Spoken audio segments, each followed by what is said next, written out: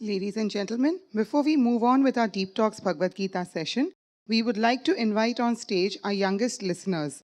Their questions have been extremely thought provoking, and their thirst for knowledge and wisdom has really amazed us. So, we would like to present them with a small token of appreciation and encouragement. With a warm round of applause, please can we have on stage Shubham Patel and Shayan Sheikh. आजा आजा। दोनों, मुझे बहुत खुशी है। आजा बेटा। तेरे को कौन सा चाहिए? दोनों एक जैसे हैं। चल चल बेटा, हाँ चल, वेरी गुड बेटे। देखो, ये छोटे छोटे बच्चे आते हैं, बहुत खुशी की बात है, और उनके पेरेंट्स गार्जियंस भी बहुत एप्रिशिएबल काम कर रहे हैं। इनको ये बातें जो मैजिक कर जाएगी, उसकी कोई कल्पना नहीं कर सकता। कमाल ऐसा होता है कि जो सबसे ज्यादा फायदा उठा सकते और सबसे जल्दी बदल सकते, वे थोड़ा दूर रहते हैं।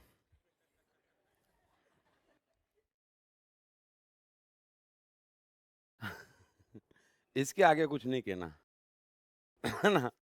सो बहुत अच्छा। और दोनों भी देखो,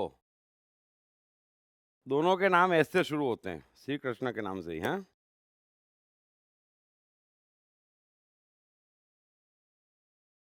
और सवाल भी कमाल के टू द पॉइंट पूछे दोनों ने।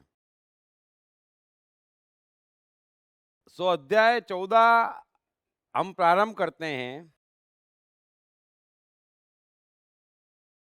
कृष्ण बोले, ज्ञानों में भी अति उत्तम उस परम ज्ञान को मैं फिर कहूंगा, ज्ञानों में भी अति उत्तम उस परम ज्ञान को मैं फिर कहूंगा, जिसको जानकर सब मुनिजन इस संसार से मुक्त होकर परम सिद्धि को प्राप्त हो गए हैं।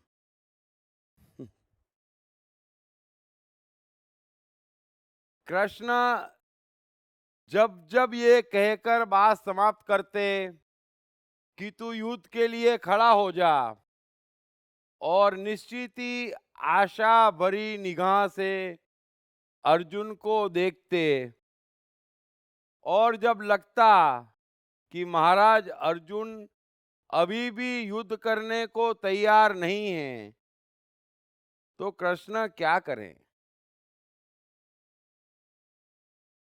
अहंकार शून्यता की हाइट है, और ना सिर्फ अहंकार शून्यता की हाइट है, उनके दृढ़ निश्चय की भी हाइट है। और रत्ती भर उनके भीतर कुछ भी फर्क नहीं पड़ रहा है अर्जुन की किसी बात का या किसी व्यवहार का। सो बड़े भोलेपन से मैं कहूं या करुणा से भरे हुए वे कह रहे हैं कि अर्जुन, ज्ञानों में भी जो अति उत्तम ज्ञान है वो मैं तुझसे फिर कहूंगा। क्या करें? जिसको जानकर सब मुनिजन इस संसार से मुक्त हो जाते और सिद्धि को प्राप्त हो जाते। कितना बोले कृष्ण। और फिर कह रहे हैं कि मैं तुझसे पुनः कहूंगा, तू सुन, कोई एक बात अपने जहन में उतार और समझ कि तू युद्ध के लिए खड़ा हो जा। दूसरा कोई उपाय नहीं है दूर दूर तक। आगे कह रहे हैं, उस ज्ञान को आश्रय करके अर्थात धारण करके मेरे स्वरूप को प्राप्त हुए पुरुष सृष्टि के आदि में पुनः उत्पन्न नहीं होते और प्रलय काल में भी व्याकुल नहीं होते। कायदे से तो यही तरीका है इस संसार में जीने का। आप धर्म की किसी भी बात को मैं बार बार कहता हूं, धर्म का अर्थ ही है सिर्फ जीवित मनुष्य के लिए। फिर मेरी बात सुन लेना, सिर्फ जीवित मनुष्य के लिए और तब तक के लिए जब तक वो जीवित है। उसके बाद का स्वर्ग और नर्क और कर्म का फल और ये सब बातों से किसी बात का कुछ भी लेना देना नहीं है। और सिर्फ आपके अंतर्मन की बात है, आपकी मानसिक दशा की बात है, और कोई भी बात नहीं है। अगर कृष्ण कह रहे हैं कि वो परम सिद्धि को प्राप्त हो जाता है और विश्व के आरंभ में वो प्रकट नहीं होता, पुनः जन्म नहीं लेता और प्रलय काल में भी व्याकुल नहीं होता, बस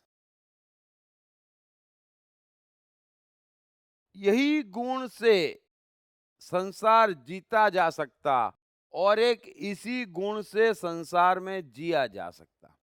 आप किसी भी बात को यहां से बाहर मत ले जाएं। यहां से बाहर ले जाते ही बात असत्य हो जाती है।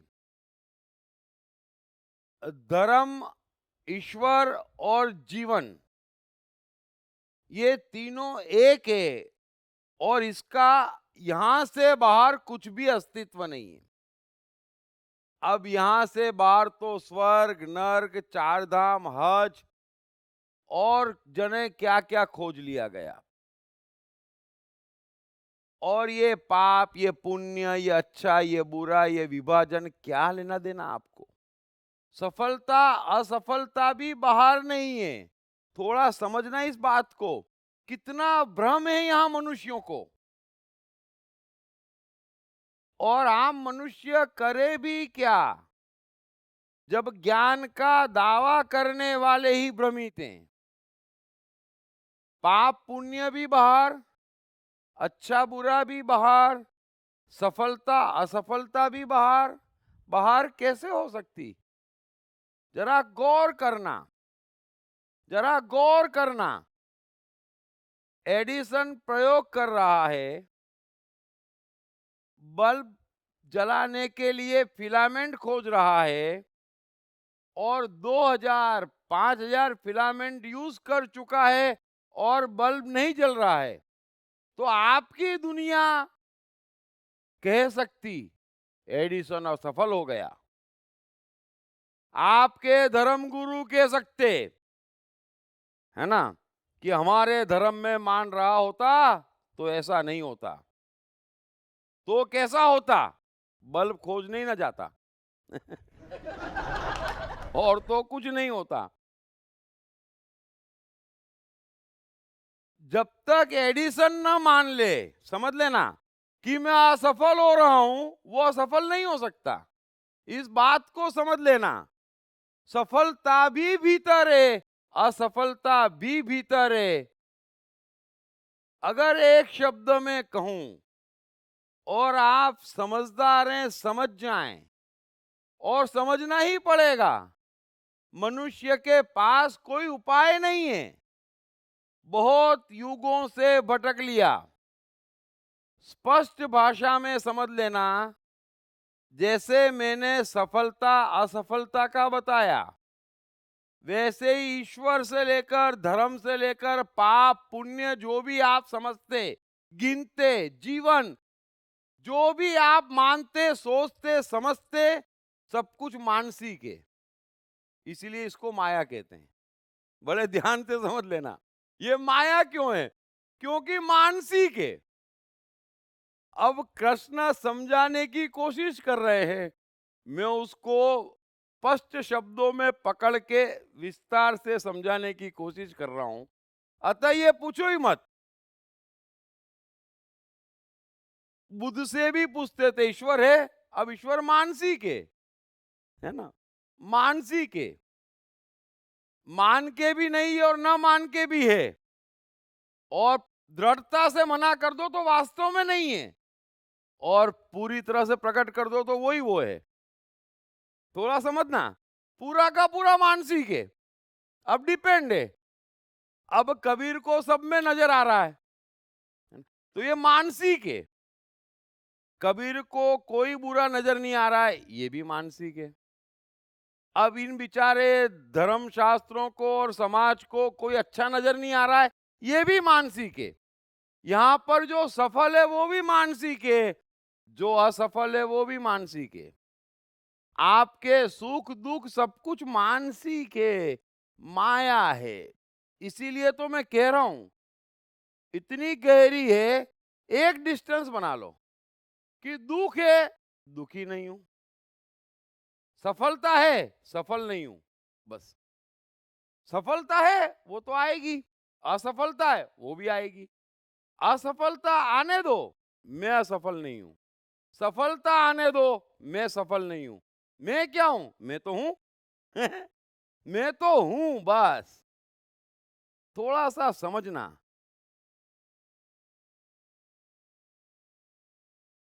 सो कृष्ण कह रहे हैं कि न तो वो उत्पन्न होता, सफलता आते ही उत्पन्न नहीं हो जाता, मैं सफल हो गया। हम उत्पन्न होते हैं, और प्रलय आने पर, है ना, बड़ा नुकसान हो जाने पर वो व्याकुल नहीं होता। ये हम जो प्रकट होते हैं और हम जो गायब होते हैं, है ना, हम थोड़ा अपने आप को हाई महसूस करते हैं बगैर कारण के, और फिर एकदम क्या है, आप तो है ना, बस तो रहो ना। ऊपर जाएंगे तो नीचे आएंगे। ये पूरा खेल मानसिक है, और इस बात को थोड़ा समझना।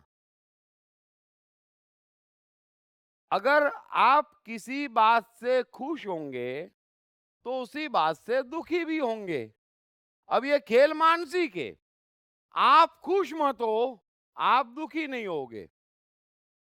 आप सफल मत हो, आप इस जन्म में असफल नहीं होगे। इतनी सीधी सी बात समझ लेना, फिर बार बार बार बार बाहर मत भटकना।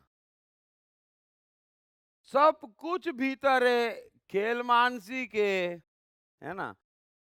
अब आप ही का मन है,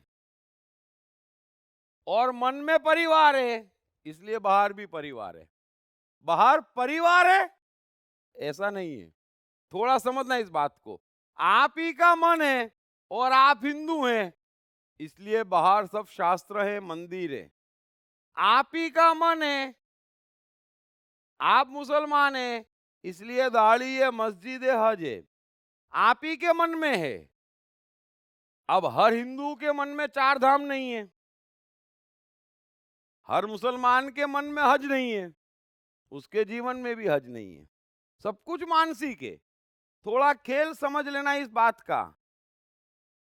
अब इस मानसिक खेल को जो माया है, उसमें सवाल पूछते पाप क्या और पुण्य क्या। अब इतनी मुसीबत हो जाती कृष्ण की, बुद्ध की, सबकी, कि कैसे कहें। और इतने पुराने मनुष्य थे तो कहना ही मुश्किल, क्योंकि वो तो समझ ही नहीं सकता मानसिक है। अभी अर्जुन के सामने जो युद्ध है या जो सेना है, वो है कि मानसिक है, जरा समझना।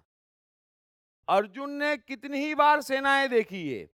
इस युद्ध के ठीक पहले अकेले हाथों इसी कर्ण, इसी द्रोण और इसी भीष्म को दौड़ाया हुआ है, अकेले हाथों। खैर वो परिस्थिति अलग थी, कारण अलग थे।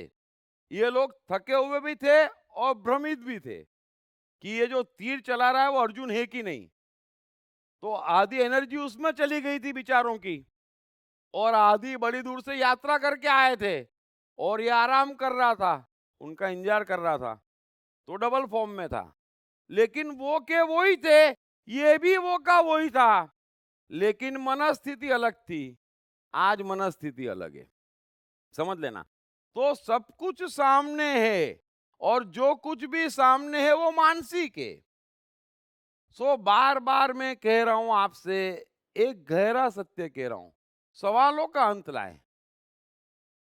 सवाल भी मानसिक है, जवाब भी मानसिक है, और यहां पर हर चीज का अस्तित्व भी मानसिक है। फिर बार बार नहीं। सो कृष्ण कह रहे हैं कि वो परम सिद्धि को प्राप्त हो जाता। ये जीवन है, तब तक अंदर बाहर बहुत कुछ चलना ही है, उसको चलने दो। जैसे ही आप स्वयं को लाते कि आप इस पूरी चीज के मानसिक जाल में फंस जाते, फिर सीरियस हो जाते, और फिर कहते अरे अरे मेरा नुकसान हो गया। अभी तू कौन, नुकसान कौन, वो तेरा कैसे हो गया, और मिलन कब हुआ, और वो कब पैदा हुआ, तू कब पैदा हुआ, जरा सवाल तो पूछो।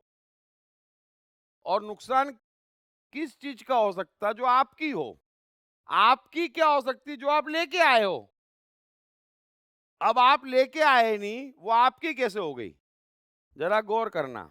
और आप क्या लेके आए थे, एक गमछा भी लेके नहीं आए थे, है ना, पहनने के लिए कोई लंगोट भी लेके नहीं आया था, और फिर भी रोज रोज उसका लूट रहा है। सब जादूगर केला ले यहां, लेके कुछ नहीं आया मैं, और फिर भी सब कुछ लूट रहा है। क्या लूट रहा है, जरा समझना। ये लूटना भी मानसिक है, और मानसिक रोग के शिकार हैं। थोड़ा सा ट्राई करेंगे तो गीता के सहारे बहुत मजा आएगा जीने का। जब ये समझ में आ जाएगा कि इतनी बकवास है, और हम इन बकवासों में जी रहे और गंभीर हो गए। इतना बढ़िया जीवन था, इतना हसीन जीवन था, भीतर भावों का भंडार था, अंदर शक्तियों का भंडार था, परमात्मा साथ में था, हमको महान क्रिएटिव होना था, और हम ये क्या हो गए, और क्यों हो गए, क्योंकि जने कहां उलझ गए। आगे कृष्ण कह रहे हैं कि हे अर्जुन, मेरी महत ब्रह्मरूप मूल प्रकृति संपूर्ण भूतों की योनि है, अर्थात गर्भाधान का स्थान है, और मैं उस योनि में चेतन समुदाय रूप गर्भ को स्थापन करता हूं। उस जड़ चेतन के संयोग से सब भूतों की उत्पत्ति होती है। हे अर्जुन, नाना प्रकार की सब योनियों में जितनी भी मूर्तियां हैं अर्थात शरीरधारी प्राणी उत्पन्न होते हैं, प्रकृति तो उन सब की गर्भ धारण करने वाली माता है, और मैं बीज को स्थापन करने वाला पिता हूं। ब्यूटीफुल। इसमें देखो, ये भी कृष्ण ने कहा। अब कृष्ण की मानसिकता क्या है ये समझना, ये आसानी से पकड़ में आने वाली नहीं है। मैं आपको समझा रहा हूं। अगर हम कहते कि कृष्ण सदैव प्रसन्न रहते हैं, और आहा नृत्य न छप्पन भोग न मस्त न, वो कालिया नाग के फन पे भी हंसते, महाभारत के युद्ध में भी हंसते, तो मैंने आपसे कहा कि खेल पूरा मानसिक है। अगर वो ये इस तरीके से जीते और ऐसे रहते, तो हमें समझना क्या है, उनकी मानसिकता समझना कि ऐसी तो कौन सी मानसिकता होगी कि यह आदमी हर चीज को लाइटली ले लेता। हम्म? और इतनी लाइटली लेता कि कोई कहे वो आ गया और बचने का कोई चांस नहीं, तो कृष्ण क्या कहते, श्योर, मजा आएगा। अब बेडेस्ट पॉसिबल न्यूज दे दो और आप कृष्ण का चेहरा देख लो, सामने वाला भ्रमित हो जाए कि मैंने अच्छी खबर दी कि बुरी। सो खेल तो मानसिक है, कृष्ण की कोई मानसिकता होनी चाहिए, वो क्या है, वो इस श्लोक में बाहर आ गई। तो पहले तो कृष्ण कह रहे हैं कि यहां पर जो कुछ भी गर्भ धारण करने का स्थान है, वस्तु, व्यक्ति, वनस्पति का, उन सबको तू माता समझ, लेकिन सबका पिता तो मैं अकेला हूं, एक ही चेतन हूं, है ना।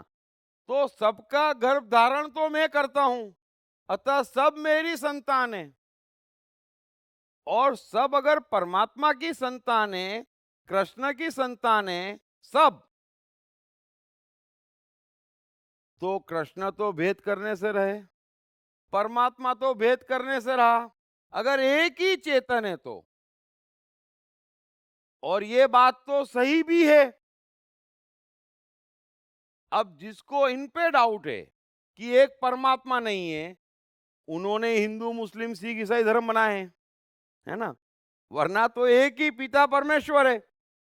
सो वो बात तो कृष्ण ने खत्म कर दी। लेकिन आगे क्या कह रहे हैं वो समझने की बात है। और यही कृष्ण की मानसिकता और कृष्ण के परम खुश रहने का रहस्य उजागर होता है। वरना कृष्ण से खराब जीवन मैंने पिछले 5000 वर्ष के पड़े हुए किसी जीवन में नहीं है। एक जीवन में जितना भी कष्ट आ सकता है, उससे 1,00,000 गुना ज्यादा सिर्फ कृष्ण के जीवन में है। लेकिन जिस तरीके से वो चीजों को देखते हैं, उनसे डील करते हैं और रिएक्ट करते हैं, और पढ़ते पढ़ते अपने को भी लगता रमक रुच्छे, सच्ची कह रहा हूं, आपको इतना कॉन्फिडेंस आ जाता कि ओ ऐसा है। तो कृष्ण क्या कह रहे हैं कि ये नाना प्रकार की सब योनियों में जितनी भी मूर्तियां हैं, यानी कि उनको युद्ध में भी मनुष्य नजर नहीं आ रहा है, मूर्तियां हैं बोले मेरे लिए तो। अभी मूर्तियां को दो इधर तोड़ी, दो उधर तोड़ी, मैं क्या गंभीर हूं। अभी हम गंभीर हो रहे हैं। कृष्ण कह रहे हैं कि परमात्मा मूर्तियों की तरह डील करता है। अभी जिस हिसाब से निर्जीव वस्तुओं से डील होती, वैसे ही सजीवों से डील होती। समझ लेना इस बात को। और मुंह से शब्द क्या निकल रहा है कि नाना प्रकार की सब योनियों में जितनी भी मूर्तियां हैं, है ना। अर्थात शरीरधारी प्राणी है। तुरंत रिपेयर करके बता रहे हैं अर्जुन को। तो ये भी समझ लेना कि बाकी सबके लिए वे शरीरधारी प्राणी हैं। और जब शरीरधारी प्राणी हैं तो बड़ी बड़ी ज्ञान की बातें हैं। इस पूरी गीता का, और जो कृष्ण परम सत्य कह रहे हैं और उनकी जो परम चेतना है, वो जैनों को रास क्यों नहीं आई, उसका कारण है कृष्ण कह रहे हैं कि ये सब मूर्तियां हैं। समझ लेना। इसीलिए न कोई मरता न कोई मारता। मरने और मारने का खेल भी मानसिक है। अगर मैं डरूं तो मर गया, है ना। मैं ना डरूं, जैसे क्राइस्ट नहीं डरे, तो हम क्या कहते हैं, क्राइस्ट नहीं मरे। क्यों नहीं मरे क्राइस्ट? क्योंकि डरे नहीं। सोक्रेटिस नहीं डरा, सोक्रेटिस नहीं मरा। तो कृष्ण कह रहे हैं कि मर के भी मरता नहीं, ये खेल है। वास्तव में ऐसा होना चाहिए, ये खेल मानसिक है। और जो मरता है वो भी मानसिक है। तो हिंसा कैसे हो सकती? आप थोड़ा समझना। अगर आप डर रहे हैं तो आप पे हिंसा हो रही है, तो गलती किसकी है? आपकी। भुगत कौन रहा है? आप। हिंसा हो नहीं सकती, हिंसा हो नहीं रही है, मर सकता नहीं, मारा जा सकता नहीं। मूर्तियां है, परिवर्तित हो जाती, है ना। आज मिट्टी से एक मूर्ति बनाई, कल मूर्ति तोड़ दी, फिर दूसरी मूर्ति बना दी। मिट्टी वो की वही, मूर्ति वो की वही, बनाने वाला वो का वही। तो मरता नहीं है, लेकिन मारने का गर्व तो हो सकता, मारने का गर्व हो सकता, वो हिंसा है। मरने का डर हो सकता, वो हिंसा है। और दोनों में से कुछ भी नहीं है तो मूर्तियां हैं। समझ लेना। और इस सत्य को सबको समझना पड़ेगा। ये जो गंभीर हो जाते हैं हम अपने या दूसरे के विषय में, बात कुछ भी नहीं है। बात मानसिक है। एक चीज समझना, अगर मेरी मानसिकता में किसी को मारना है ही नहीं और मारने में मजा ही नहीं है, बात समाप्त हो गई। मैं मारूंगा ही नहीं, मैं मारूंगा ही नहीं, बात समाप्त हो गई। और उसके बावजूद भी मुझे मारना पड़ा तो समय संजोग परिस्थिति होगी, अपने लिए तो नहीं मारूंगा। तो हिंसा हो कैसे सकती? अब मारने की साइकोलॉजी है और मरने की साइकोलॉजी है। हम लोग हिंसक क्यों हैं? क्योंकि मरने से डरते हैं, मारने पे खुश होते हैं, है ना? इसलिए हिंसा होती। हमारे पे हिंसा क्यों होती? हम सफलता से खुश होते, असफलता से दुखी हो जाते। दोनों कंडीशन में हम पे हिंसा होती। हिंसा क्यों हो रही है? क्योंकि हम एक स्टेप आगे बढ़कर समझ रहे हैं कि ये सत्य है। ये सत्य नहीं है। सो समझ लेना कि नाना प्रकार की सब योनियों में जितनी भी मूर्तियां अर्थात शरीरधारी प्राणी उत्पन्न होते हैं, प्रकृति तो उन सब की गर्भ धारण करने वाली माता है और मैं बीज को स्थापन करने वाला पिता हूं। अब एक ही पिता है, माताएं भिन्न भिन्न है, इसलिए संतानों में भिन्नता है। कृष्ण क्या कह रहे हो समझ लेना। पिता तो एक ही है, माताएं भिन्न भिन्न है, इसलिए संतानों में विविधता है। और चूंकि ये संतानें सीरियस हो गई है, इसलिए समझती है कि इनके बीच में से हम कुछ पा सकते, कुछ खो सकते, किसी को मार सकते, जीत सकते, हार सकते। अब ये कैसे हो सकता है जब सब कुछ एक है, सब कुछ हमारा है और कोई भेद नहीं है। सो इस चीज को थोड़ा समझना, और नहीं तो विशेष रूप से अहिंसा पे मैंने जो लेक्चर दिया था 3.5-4 घंटे का होगा, उसको समझ लेना। कृष्ण का ये श्लोक काफी कुछ समझ में आ जाएगा। हमारे भीतर जो भी जुल्म हो रहे हैं वो एकमात्र कारण से हो रहे हैं कि हम गंभीर हैं इस माया में, जो माया है। और मैं किस मनुष्य से कहूं कि वो गंभीर है? क्योंकि सबसे ज्यादा गंभीरता तो ये शास्त्र ओढ़े बैठे हैं, और जैन शास्त्र तो मुंह पे पट्टी बांध के कीटाणु भी गिन गिन के मार रहे हैं। कम पानी पिएंगे तो कम कीटाणु मरेंगे। मैं निवेदन करता हूं, नहीं पिएंगे बिल्कुल नहीं मरेंगे। कम क्यों मारना, बंद ही कर दो। श्वास क्यों लेना, धीरे धीरे लेंगे, जितनी जरूरत होगी उतनी लेंगे। अरे लेना बंद कर दो। आप तो महावीर स्वामी के भगत हो, एक कीटाणु नहीं मरेगा। एक मरेगा।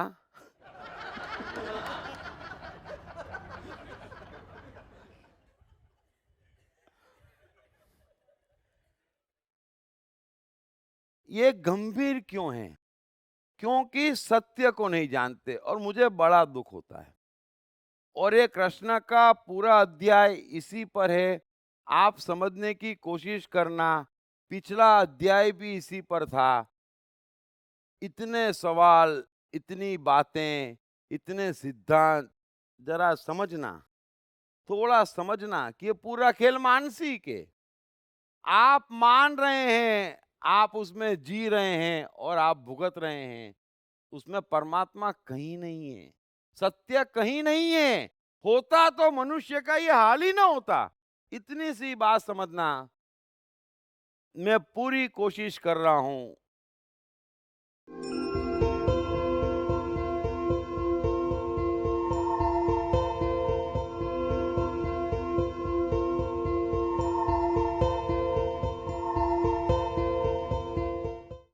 मैं कृष्ण हूँ विश्व की ऐसी पहली किताब है जिसमें कृष्ण के संपूर्ण जीवन को गहरे रिसर्च के बाद एक सिलसिलेवार कहानी के रूप में लिखा गया है। दीप त्रिवेदी द्वारा लिखित इस किताब में कृष्ण स्वयं अपने जीवन की कहानी को बतलाते हैं और अपने हर कर्म के पीछे के मुख्य कारणों पर चर्चा करते हैं। ये किताब अंग्रेजी, हिंदी तथा गुजराती में सभी प्रमुख बुक स्टोर्स और ई-कॉमर्स साइट्स पर उपलब्ध है। कैसे अनपढ़ एडिसन 1000 से ऊपर पेटेंट्स रजिस्टर करवाने वाले वैज्ञानिक हो गए? कैसे पेट्रोल पंप पर पेट्रोल भर रहे धीरू भाई इतने बड़े व्यवसायी हो गए? कम पढ़े लिखे व स्कूली शैतान कैसे स्टीव जॉब्स हो गए? सफलता के पैमाने अनेक, कारण सिर्फ एक, मन की शक्तियाँ। मन की शक्तियों को जगाने तथा एक सुखी और सफल जीवन जीने के लिए पढ़िए दीप त्रिवेदी की बेस्ट सेलिंग किताब मैं मन हूँ।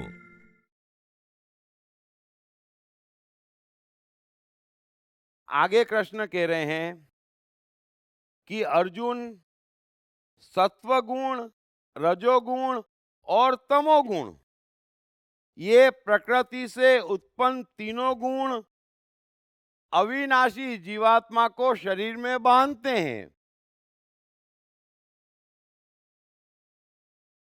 ब्यूटीफुल। अब जो कृष्ण समझा रहे हैं, समझ लेना, ये प्रकृति क्या है ना? तो कृष्ण कह रहे हैं कि सत्वगुण, रजोगुण और तमोगुण, इन तीन गुणों से बनी ये त्रिगुणी प्रकृति है जो पूरी की पूरी माया है। एक बार फिर सुन लेना, सत्वगुण, रजोगुण और तमोगुण, इस तीन गुण से बनी ये प्रकृति है और कोई काण, कोई मनुष्य एक पल को इससे आबाद नहीं हो पा रहा है। और इन तीनों के कारण जो अविनाशी जीवात्मा है वो शरीर में कैद हो गया है और तड़प रहा है। अब यहां पर हर मनुष्य कायदे से अविनाशी जीवात्मा है, उसका नाश हो ही नहीं सकता। तो ये हिंसा, अहिंसा, पाप, पुण्य, ये बात कहां से आती? थोड़ा इस बात को समझना। अगर अविनाशी है तो ये बात अस्तित्व में नहीं है। जिस मनुष्य के लिए यहां पर सब कोई अविनाशी जीवात्मा और परमात्मा है, उसके लिए ये बकवास अस्तित्व में ही नहीं है। अब इतना जो ढिंडोरा पीट रहे हैं, वो क्यों पीट रहे हैं? ये समझ लो कि उनके लिए ये जीवात्मा अस्तित्व में नहीं है। उन्हें इस चीज का एहसास ही नहीं है कि नाशवान परमात्मा क्या होता। कहने से नहीं होता। हजारों जने आपको परमात्मा मान लेते, उससे तो कोई परमात्मा नहीं होता। ये तो माया का विस्तार है। आप भी कह दे उससे भी नहीं होता। आप भी कह दे उससे भी नहीं होता। अगर आपकी किसी बात में रत्ती भर गंभीरता है तो आपको परमात्मा का एहसास कहाँ है? तो आपको परमात्मा का एहसास कहाँ है? और एहसास नहीं है, इसीलिए तो गड़बड़ हो रही है। उसने गुर दिया, है ना, नुकसान हो गया, तबीयत खराब हो गई, है ना, धर्म पे हमला हो गया, हमारे भगवान पे हमला हो गया। ये सब कैसे हो गया? ये सब क्यों हो गया? क्योंकि आपको अविनाशी जीवात्मा का पता नहीं है। कृष्ण कह रहे वो क्यों नहीं है, वो शरीर में कैद क्यों है, वो बंद क्यों गया है? इतना शक्तिशाली जगत को चलाने वाला आपके शरीर में कैद हो गया, कैसे हो गया? कृष्ण कह रहे हैं प्रकृति के तीनों गुणों द्वारा, सत्वगुण, रजोगुण और तमोगुण। अब इन तीनों गुणों की 24 घंटे हर मनुष्य चर्चा कर रहा है। तमो यानी खराब, रजो यानी ये, और सत्व यानी महान। अरे भाई, महान भी माया, खराब भी माया, पाप भी माया, पुण्य भी माया, वो तो अविनाशी है। अभी थोड़ा समझना, मैं समझाने की कोशिश कर रहा हूं जो कृष्ण समझाना चाह रहे हैं। जो कृष्ण समझाना चाह रहे हैं, मैं जो आपको समझाना चाह रहा हूं, आज का जगत, आज का विज्ञान, आज का मनुष्य, आज का सफल मनुष्य इस बात को समझता है और इसीलिए हमने प्रगति करी है। अब आप जानते हैं, है ना, कि ये लकड़ी है। अब लकड़ी को आप काटते भी, जलाते भी, आपकी भावना ये होती कभी कि लाओ लकड़ी को ठीक कर दें, लाओ लकड़ी को कस दें, लाओ लकड़ी को सजा दें।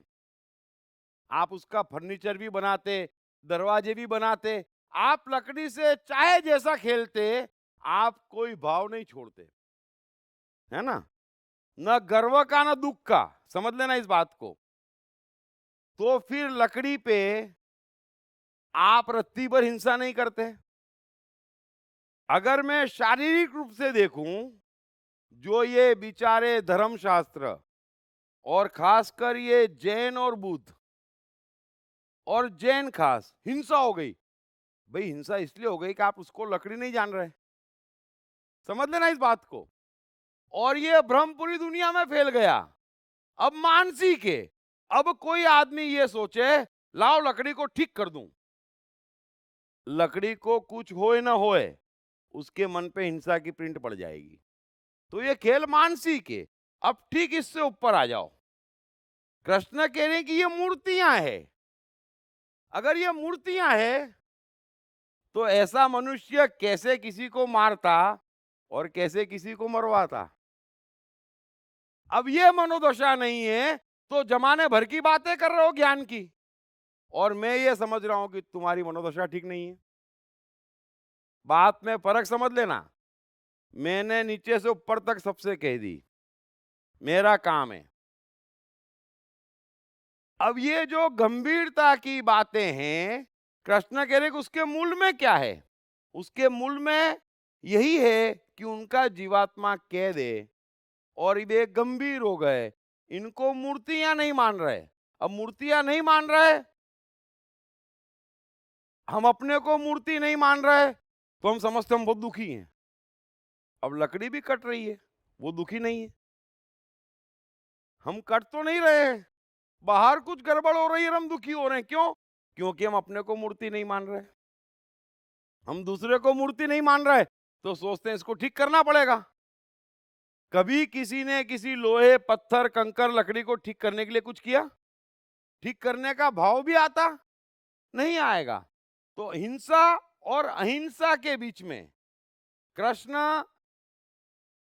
लाओजू और अष्टावक्र, ये तीन ही लोग हैं जो अहिंसा की शिक्षा देते हैं।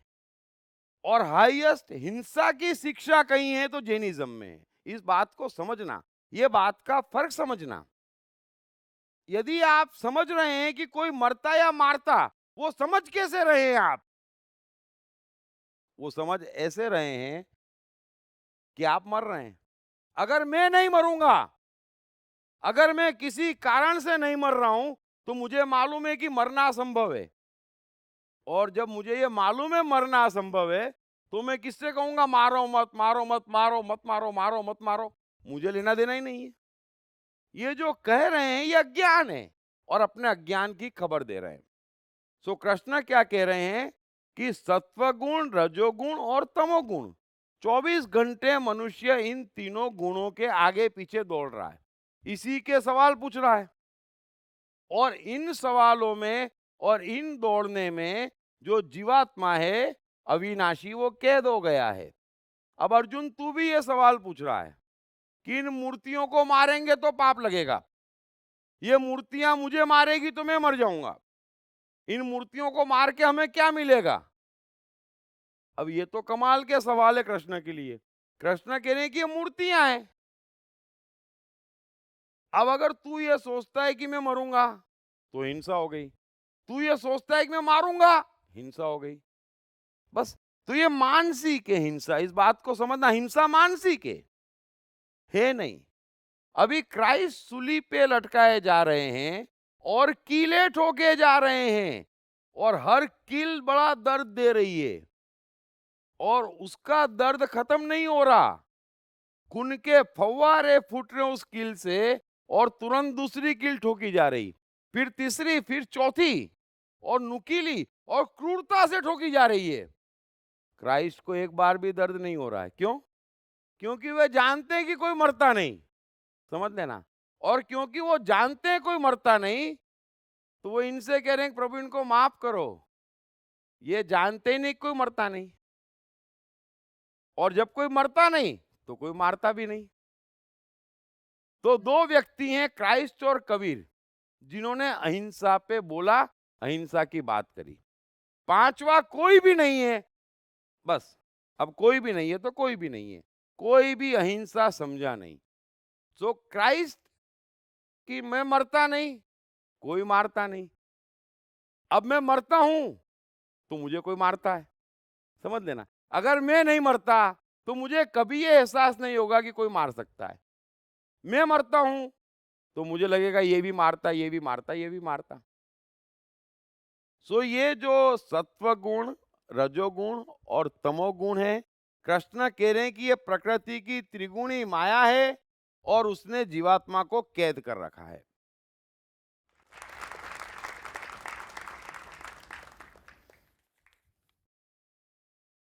अब आगे कह रहे हैं कृष्ण, वो सुन लेना, बड़ी महत्वपूर्ण बात है और ये सबको समझनी चाहिए। यहां पर कोई अहंकार की बात नहीं है, अहंकार रखना भी नहीं चाहिए कि मेरे शास्त्रों में ये लिखा, मुझे ये कहा, की बात ही नहीं है। जीवन हमारा दांव पे लगा है, जीवन तुम्हारा दांव पे लगा है, और जीवन दूसरे मनुष्यों का दांव पे लगा है। मुझे क्या पड़ी है किसी को बोलने की, रत्ती भर नहीं। अब जो कृष्ण कह रहे हैं वो बात समझ लेना। कृष्ण कह रहे हैं कि हे निष्पाप, हे निष्पाप, उन तीनों गुणों में सत्व गुण तो निर्मल होने के कारण प्रकाश करने वाला और विकार रहित है।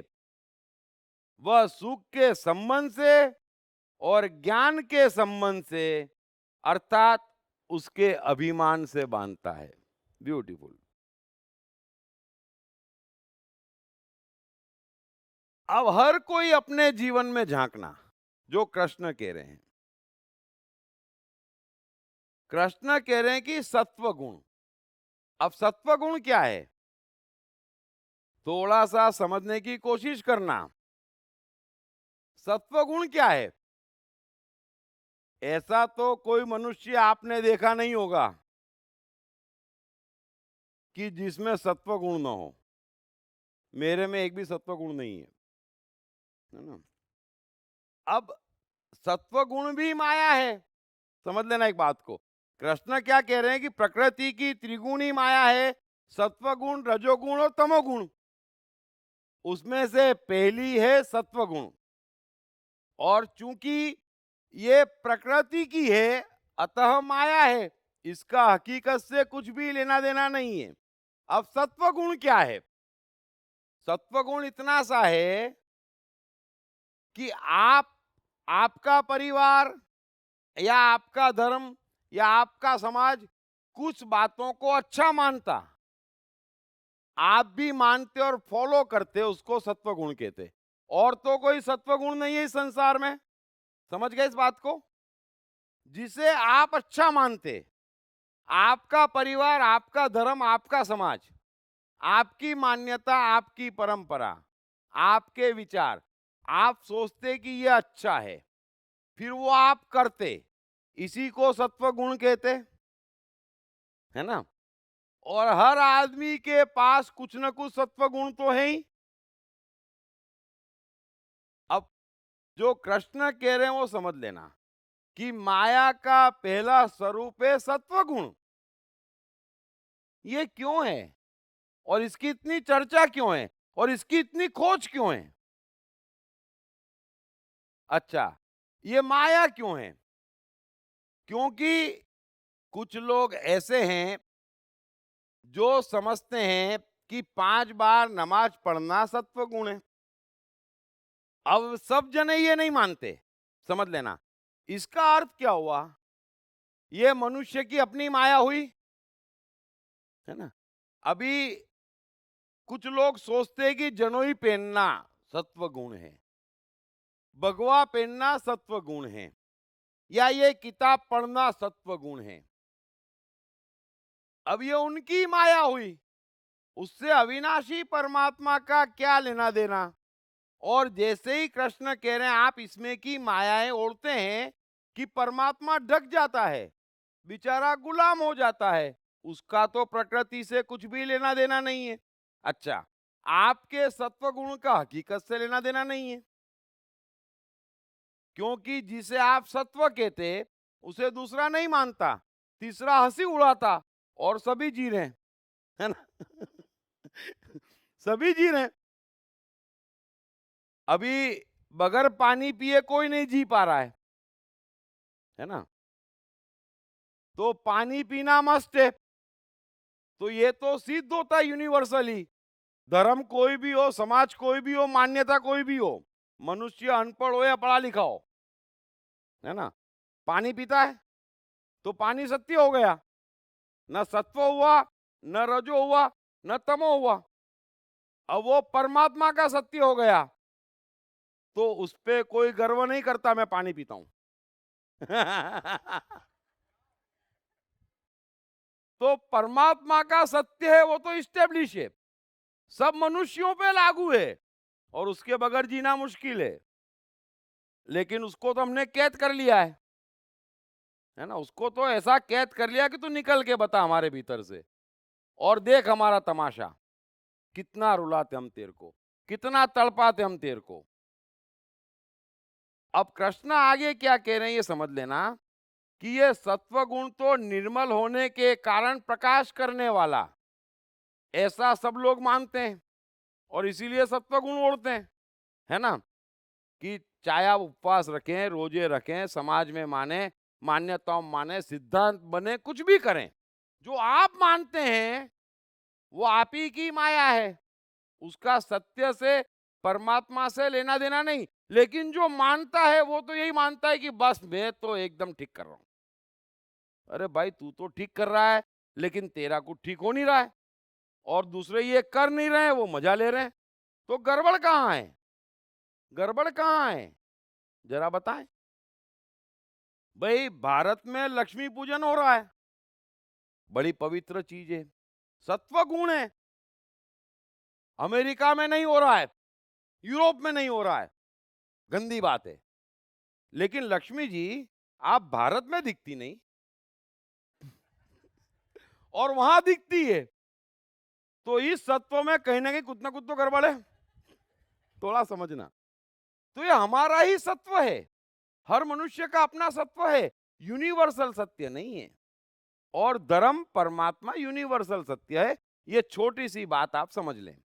अब होता क्या है, कृष्ण क्या कह रहे हैं कि ये सत्व गुण मनुष्य ओढ़ता तो कैसे है, निर्मल होने के कारण, प्रकाश कराने वाला और विकार रहित है ऐसा मानकर, सुख के संबंध से और ज्ञान के संबंध से ओढ़ता है ना, कि इससे सुख मिलेगा। और ये तो ज्ञान की बात है, मुझे मालूम है, मैंने स्वीकार ली है, यही सब करके वो ओढ़ता है। लेकिन उसका अंतिम परिणाम क्या है जो कृष्ण कह रहे हैं वो समझ लेना। कृष्ण कह रहे हैं कि हर सत्व गुण अभिमान से बांधता है, अहंकार से बांधता है। आज के बाद कोई भी मनुष्य गौर कर लेना, मैं सभी से कह रहा हूं, मनुष्य को अब समझना पड़ेगा सत्य को और बदलना पड़ेगा। ये मानना ही पड़ेगा कि युगों से जो मान्यताएं आप मानते आ रहे हो उद्धार नहीं हो रहा है, क्योंकि असत्य में जी रहे हो। कृष्ण ने सीधा गणित दे दिया, परमात्मा सबसे बड़ा दुश्मन किसका है? अहंकार का, अभिमान का। और कृष्ण क्या कह रहे हैं कि अर्जुन ये जो सत्व गुण है ना, ये अभिमान से बांधता है।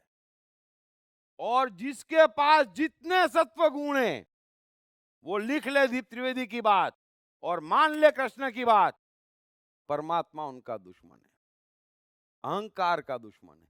आप सत्व मानते ना, और कितने ताव से कहते मैंने रोजे रखे, मैं हज पे गया, मैं मंदिर गया, इतने ताव से मैंने उपवास किए, मैंने तपश्चर्या की, मैं सत्य बोलता हूं।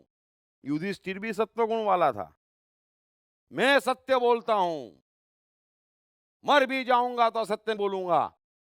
कृष्ण कहते महाराज तू मर रहा होता तो चिंता भी नहीं थी, सब मारे जाएंगे, तू जिसे सत्व गुण कह रहा है ये विनाश कर देगा हमारा, ये विनाश कर देगा। लेकिन युधिष्ठिर कैसे? धर्मराज, सत्य ही बोलूंगा, ये तो कृष्ण थे, बच गए। तो थोड़ा समझना आप, जो मैं समझाना चाह रहा हूं, यहां पर हर मनुष्य अपने सत्व गुण ओढ़े घूम रहा है, अपनी ही माया से, अपनी ही दुनिया में। उसका परमात्मा से कुछ भी लेना देना नहीं, सत्य से कुछ भी लेना देना नहीं, और उसका अहंकार अलग से पाल रहा है। एक तो असत्य, ऊपर से अहंकार, और देगा ही, क्योंकि सत्व मतलब अहंकार है। सत्व सबसे पहले अहंकार देता, और अहंकारियों का परमात्मा दुश्मन है, सबको छोड़ देगा वो, लेकिन अहंकार को नहीं छोड़ेगा। क्योंकि अहंकार और परमात्मा दो का ही तो झगड़ा है, ये दो का ही तो झगड़ा है। परमात्मा को तीसरे से लेना देना नहीं है। इसलिए जो जितना सत्व से गिरा है, मेहरबानी करके समझ लेना, जरा सा ताव आता बोलने में ना, वो गुण ही छोड़ देना, परमात्मा को आने ही मत देना। मैं नहीं कहता आप रोजे मत रखो, अरे यूं अन्न की कमी है।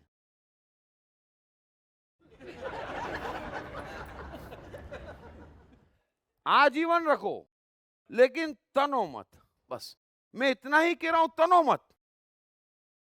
तनोगे दुख पाओगे, परमात्मा नहीं छोड़ेगा। मैंने कमाया भी तन्ना है, मैं कुछ भी करता सत्व के नाम पर, जो चीज आपको अहंकार देती है, आज के बाद देख लेना, तन के बोलते, वो सब सत्व है। और सत्व, ये तन्ना परमात्मा को रत्ती भर पसंद नहीं है। अब दुनिया में ऐसा हो रहा है कि सत्व सबसे अच्छा माना जाता, और जो कृष्ण कह रहे हैं वो बात समझ लेना, सत्व का फल अभिमान है, और अभिमान परमात्मा का दुश्मन है। किस चीज का अभिमान है? सूर्य उगा रहे, चांद उगा रहे, हवा बहा रहे, पानी बहा रहे, पृथ्वी घुमा रहे, किस बात का अहंकार है? सोमवार किया था, अबे ये ऐसा तो कैसा अहंकार है? जरा सोचना मेहरबानी करके, मैं निवेदन करता हूं, सोचना इस बात पे, जो कृष्ण कह रहे हैं जीवन को बर्बाद मत करो। अगर तन के बोलना पड़ता ना, उस सत्व को छोड़ दो, बहुत परेशान होगे, और गलतफहमी अलग पालोगे, हम धार्मिक हैं, हम सज्जन हैं, हम महान हैं।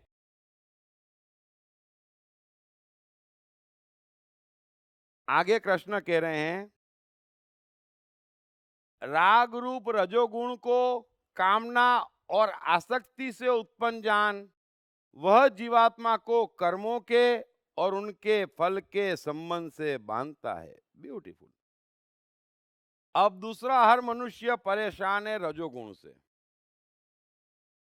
कृष्ण की मनुष्य के मन पे और जीवन पे, इवन लाओजू की, क्राइस्ट की, कबीर की और अष्टावक्र की, 5 जनों की पकड़ बड़ी कमाल है।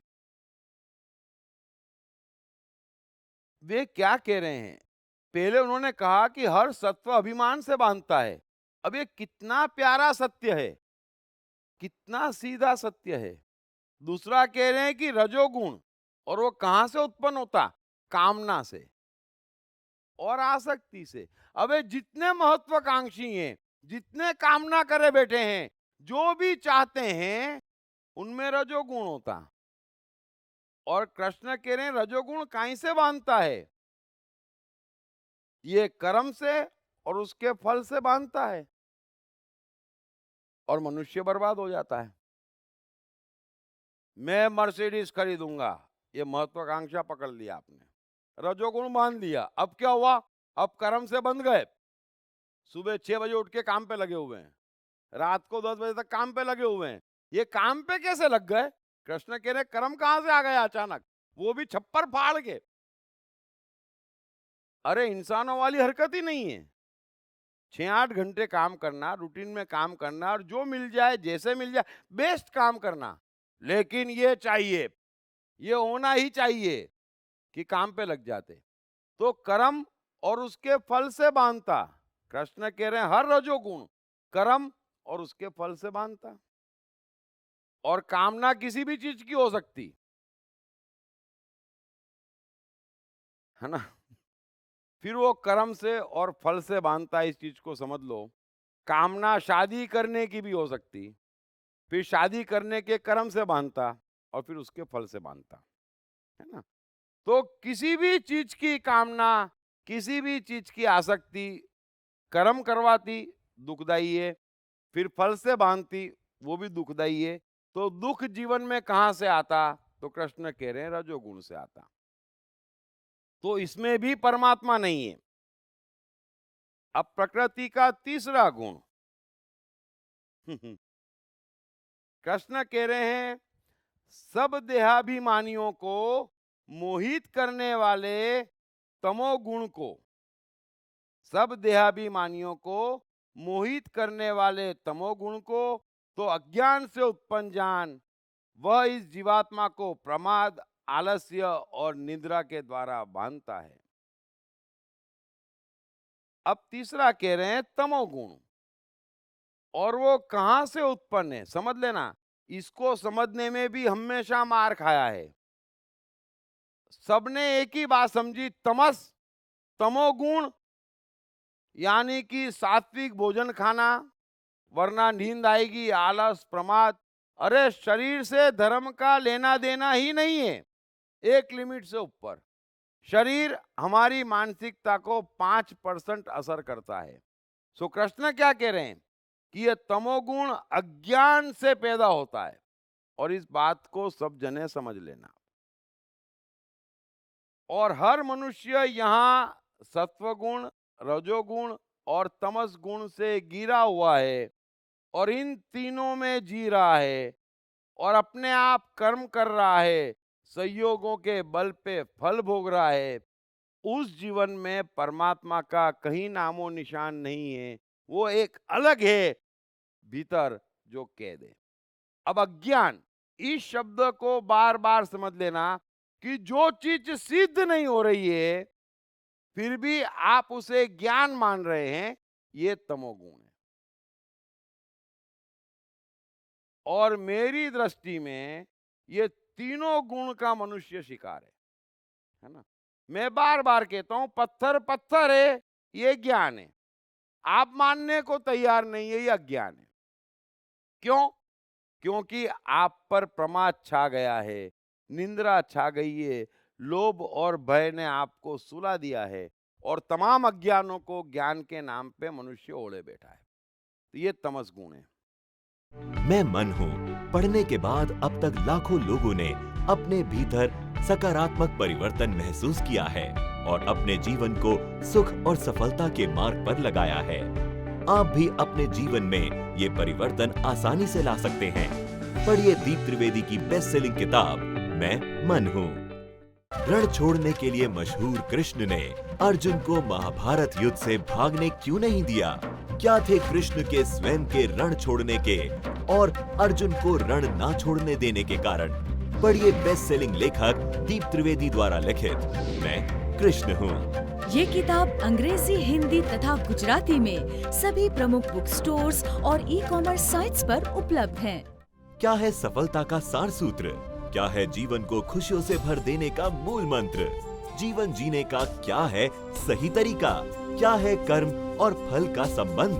क्या है जन्म और पुनर्जन्म का रहस्य? दीप त्रिवेदी द्वारा भगवत गीता के संपूर्ण 18 अध्यायों के 700 श्लोकों पर की गई इन चर्चाओं में पाइए ऐसे ही कई सवालों के जवाब और समझिए उनके सही अर्थों को। ये तमाम डीवीडीज atmanestore.com और ई-कॉमर्स साइट्स पर उपलब्ध हैं।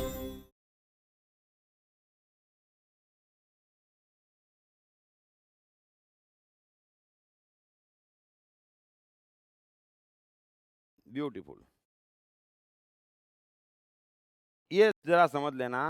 कृष्ण कह रहे हैं कि सत्वगुण सुख में लगाता है, रजोगुण कर्म में तथा तमोगुण तो ज्ञान को ढककर प्रमाद में भी लगाता है।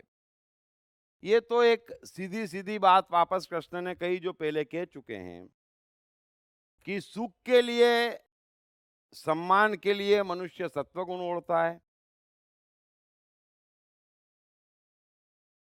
प्रगति के लिए, महत्वाकांक्षाओं के लिए रजोगुण ओढ़ता है, और भय लोभ की बेहोशी में तमाम ऐसे सिद्धांत और मान्यताएं ओढ़ता है ना। ज्ञान के नाम पर ऐसे अज्ञान उड़ता है, भय लोभ के कारण वो तमोगुण है। लेकिन उसके आगे जो कह रहे हैं ये थोड़ा सा समझ लेना, कुछ ज्यादा गहरा है, लेकिन पूरा इस प्रकृति का विज्ञान है।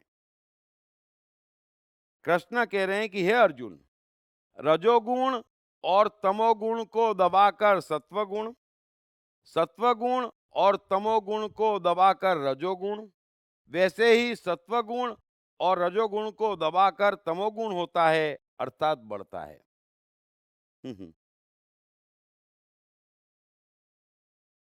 एक बात समझना, शॉर्ट में समझे हम तो कृष्ण कह रहे हैं कि इन 3 गुणों से मनुष्य घिरा हुआ है और इन 3 गुणों के कारण उसका परमात्मा जो परम शक्तिशाली है वो कैद है ना।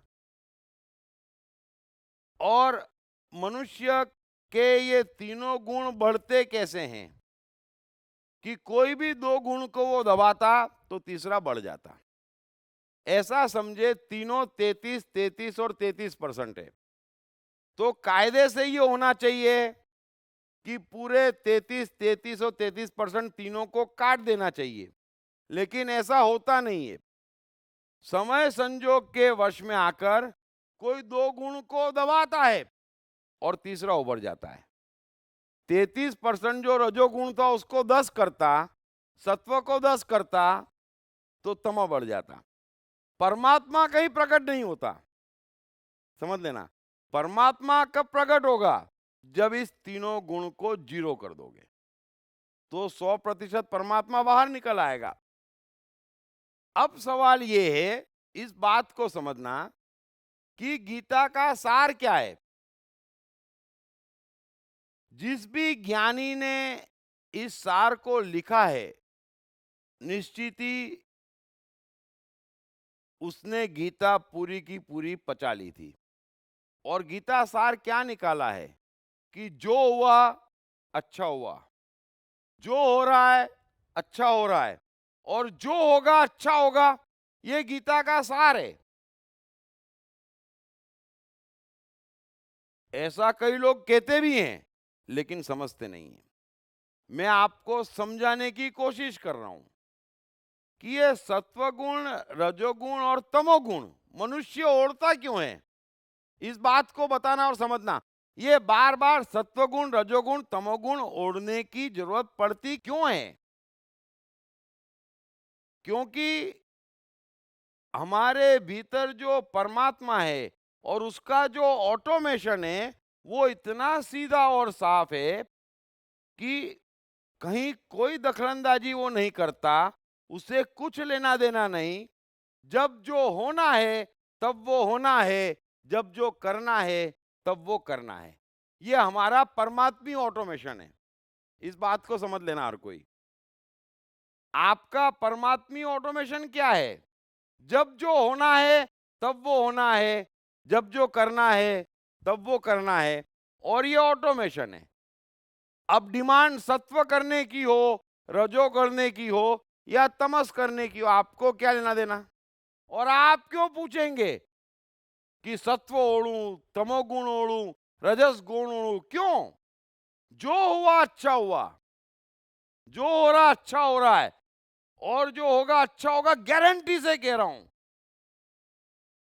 अगर आप इस बात को समझ लेंगे, जीवन में एक बार को भी इतना भी बुरा नहीं होगा, इस चीज की मैं गारंटी लेता हूं।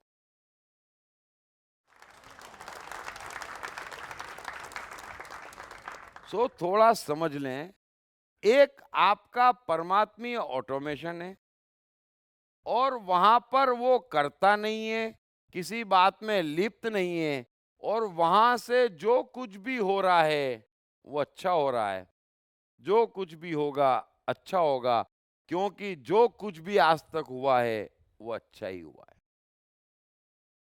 और जब इतना अच्छा है तो अलग से कोई सत्व, रजो या तमस गुण उसके जीवन में नहीं है। परमात्मा पूरा खुला हुआ है, एकदम मुक्त है। इसीलिए मैं लक्षण बताता हूं धार्मिकता के, कि वो कुछ भी कर सकता है। मैं कुछ नहीं करता और कुछ भी कर सकता हूं, है ना। कृष्ण एक घायल कुत्ते को देखकर भरी बारिश में, कीचड़ में चलते हुए अपने कंधों पे 2 किलोमीटर उठाकर उसका इलाज कर सकते हैं, और वही कृष्ण पूरी मस्ती में महाभारत और यादवास्थली भी करवा सकते हैं। तो मैं कुछ नहीं करता और कुछ भी कर सकता हूं, बस समय, संजोग, परिस्थिति देखी, फिर सत्व, रजस, तमस तुम जानो। यहां तो जो होना है वो होना है, जो करना है सो करना है। सो जो हुआ अच्छा हुआ, जो हो रहा है अच्छा हो रहा है। कि ऑटोमेशन से टूट जाते, क्यों टूट जाते? कृष्ण कह रहे हैं इन गुणों को ओढ़ने के कारण। जैसे ही हम गुण ओढ़ते कि हमको गुण चलाते, चलाना उस ऑटोमेशन को चाहिए, है ना। अब ऑटोमेशन से हम चल रहे हैं, हमें क्या पूछना और हम क्यों चिंता करें सत्व क्या, रजस क्या, तमस क्या, धर्म क्या कहता, शास्त्र क्या कहते, स्वर्ग नरक पंडित, अरे सब जाओ, जो होना है सो होना है। एक पल हमारे पास है, उसमें एक कर्म हो सकता, एक कर्म हम करते, हम एक कर्म नहीं करते, एक कर्म करते परमात्मा, एक चिंता परमात्मा, 1000 चिंता हमारी, है ना। हम चिंतित क्यों हैं? क्योंकि हमारे को 1000 चिंता हैं। एक चिंता होगी तो आप कभी चिंतित नहीं होंगे, एक दुख होगा तो कभी दुखी नहीं होंगे। तो एक परमात्मा, अनेक संसार। अतः हम उस ऑटोमेशन को तोड़ के बाहर निकलते, बच्चे भी बाहर निकलते कि बेटा ये पाप, ये पुण्य, अच्छा ये बुरा, ये क्यों किया, हमें क्या करना, हम क्यों सोचें। एक पल हमारे पास, उसमें एक कर्म हो सकता, एक कर दिया तो चिंता क्या है। चिंता ये होती और कौन सा करे और क्या करे और करे तो अच्छा और बुरा, ये सब क्यों हो जाता? क्योंकि एक करते ही 10 छूट जाते। थोड़ा सा इस बात को समझ लेना, अगर आपको यहां पर जो हुआ अच्छा हुआ, मनुष्य जीवन में बुरा हो ही नहीं रहा, हो ही नहीं सकता। अगर वो ये बात समझ ले कि तीनों गुण हटा दो, नहीं हटते। एक और जादू बताता हूं, एक पल एक कर्म हो सकता, एक कर्म कर दो, चॉइस एक ही है। मेरे पास अभी ये समय है 7 से 11 का, मैंने सिलेक्ट कर लिया कि मुझे बोलना है, अब मैं एक ही कर्म कर सकता।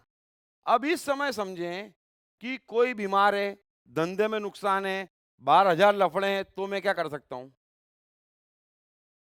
मैं कुछ नहीं कर सकता। तो वहां पर कुछ नहीं होगा, उससे होगा तो सही, है ना। वहां पे भी कुछ ना कुछ तो होता रहेगा, मुझे क्या लेना देना। मैंने एक कर्म सिलेक्ट किया, एक कर्म में डूब गया। जैसे ही मैं एक कर्म में डूबता हूं, समझ लेना, जैसे ही मैं एक कर्म में डूबता हूं, मैं परमात्मा हो जाता हूं। परमात्मा होते ही क्या होता, जितने कर्म मैंने छोड़ दिए हैं ना, वो भी परमात्मा करना शुरू कर देता। थोड़ा आप मेहरबानी करके जादू समझ लीजिए।